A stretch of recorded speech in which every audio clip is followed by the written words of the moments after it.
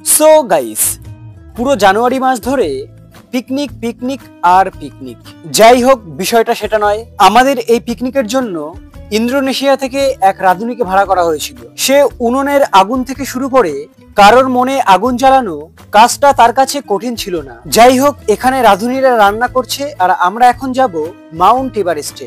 আমরা এখন মাউন্ট এভারেস্টের উপর থেকে নিচের জগৎটাকে দেখার চেষ্টা করছিলাম। দেখতে পেলাম দূরে কে যেন বিড়ি ধরিয়ে রেখেছে। যাই হোক, এখান থেকে ভাব মারার পর আমরা এখন নিচের দিকে যাব। দেখতে পেলাম গরিবের মাউন্ট এভারেস্ট জয় করা কিছু বালক বালিকারা নিচে নামতে পারছে না, যদিও তাদের নাম গিনিস বুক ওয়ার্ল্ডের একদম শেষ পাতায় এক কোনায় পড়েছিল। আমরা যখন মাউন্ট এভারেস্ট জয় করতে গেছিলাম তারই ফাঁকে এরা কষা মাংস খাওয়ার জন্য ব্যস্ত হয়ে পড়েছে, আর গরম মাংস মুখে পড়তে না পড়তেই যা অবস্থা।